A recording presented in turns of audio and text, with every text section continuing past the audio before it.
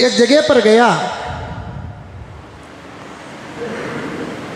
तो उस जगह के मौलाना ने कहा कि हज़रत हमारे अब्बा को ज़रा तश्कील कीजिए कि मैं जिस जगह पर मदरसा चला रहा हूँ वो मेरे अब्बा की जगह है, और अल्लाह का फजल हमारे अब्बा जान के पास और भी जगह है, आप ज़रा तश्कील करें। तश्कील बोले तो दावत व तबलीग की तश्कील नहीं, उसको भी तश्कील कहते हैं। सदका और खैर खैरात की तरगीब देना, इसको भी तश्कील कहते हैं। मैंने हाजी साहब से कहा कि हाजी साहब कई सालों से यहाँ मदरसा चल रहा है, आपके पास मजीद प्रॉपर्टियाँ भी हैं अल्हम्दुलिल्लाह, आपकी अपनी एक आखिरत है,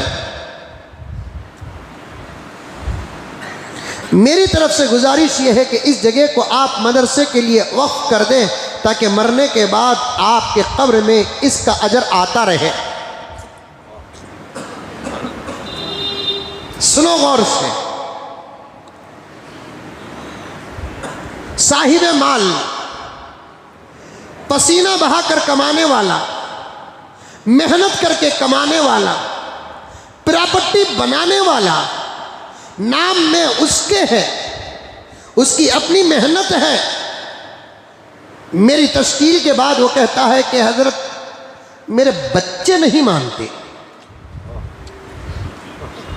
माल मेरा है तो इख्तियार मेरा है, बच्चों की मुदाखलत मुस्लिम पर्सन अल्लाह पर मुदाखलत है। क्या समझा आपने? ये मेरा टैब है, ये मेरी मिल्कियत है, मैं चाहूं तो महबूब को उठा कर दूं, चाहूं तो मुजाहिद को उठा कर दूं, मेरा बच्चा आकर मुझे रोक नहीं सकता, क्योंकि माल वाला मैं हूं, इख्तियार मेरा है। मैं अपनी आखिरत पहले देखूं, बच्चों का मुस्तकबिल बाद में देखूं।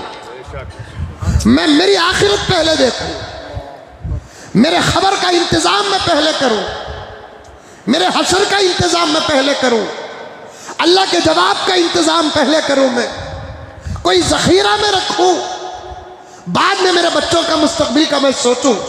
मेरी खबर बर्बाद हो रही है, प्रॉपर्टी बच्चों के हवाले करके मरने वाला बाप बेवकूफ और नादान है। तेरा बेटा तेरे खबर को ऊपर से सीमेंट से सजा तो सकता है, लेकिन अंदर की हालत बदल नहीं सकता। ये बहुत बड़ी हिमाकत चल रही है। कमाओ मेहनत करके, हलाल रास्ते से कमाओ कि हराम रास्ते से कमाओ। मैं किसी की दौलत पर फतवा व फैसला देना नहीं चाहता, लेकिन बात तो बरहक है कि हलाल तरीके से कमाओ कि हराम तरीके से कमाओ। हराम का तो सवाल ही पैदा नहीं होता। अगर हलाल बात है, अल्लाह ताला करे कि अपनी आखिरत भी तो संवारो। अब बच्चे पूरे माँ बाप को कैद करके रख दिए हैं, कमाए तुम हो, प्रॉपर्टी हमारी है, अगर जरा भी मुदाखलत करोगे तुमको और तुम्हारी प्रॉपर्टी को कोर्ट के हवाले कर देंगे। ये धमकी दिया जा रहा है आज बच्चों से, तरफ से माँ बाप को धमकी दी जा रही है। ला हौल वला कुव्वता इल्ला बिल्लाह।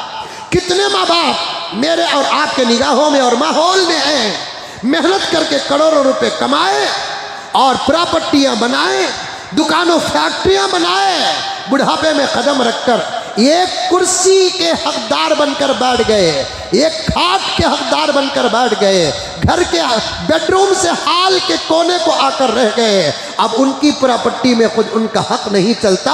यकीन न आ जाए तो फिर बेंगलोर के अंदर जितने ओल्ड एज होम हैं वहां जाकर देखो, गरीब बूढ़े बूढ़ियां नहीं हैं, गरीब बूढ़े और बूढ़ियों के मुकाबले मालदार बूढ़े और बूढ़ियां हैं जिनके नाम पर करोड़ों रुपए की प्रॉपर्टी है।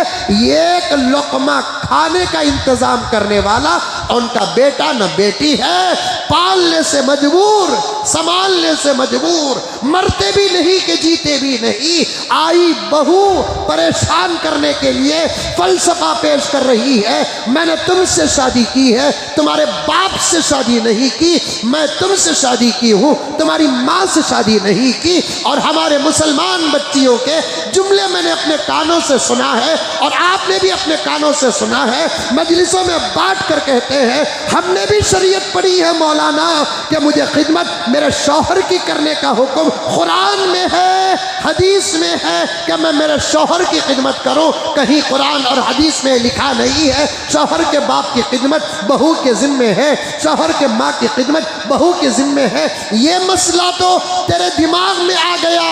और दूसरा मसला ये नहीं आया, वही शौहर को कुरान ने दूसरी शादी की भी इजाज़त दे रखी है, तीसरी शादी की भी इजाज़त दे रखी है, चौथी शादी की भी इजाज़त दे रखी है। जब सवाल दूसरे का आता है शरीयत मानती नहीं, तीसरे का आता है शरीयत मानती नहीं, चौथे का आता है शरीयत मानती नहीं। जब बात खिदमत की आती है कुरान भी आ जाता है, हदीस भी आ जाती है।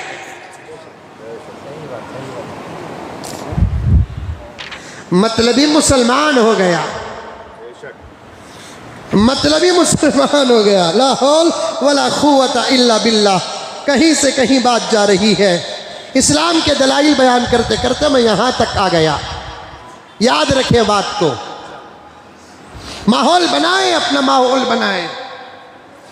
हम बदले ना तो फिर हालात नहीं बदलेंगे।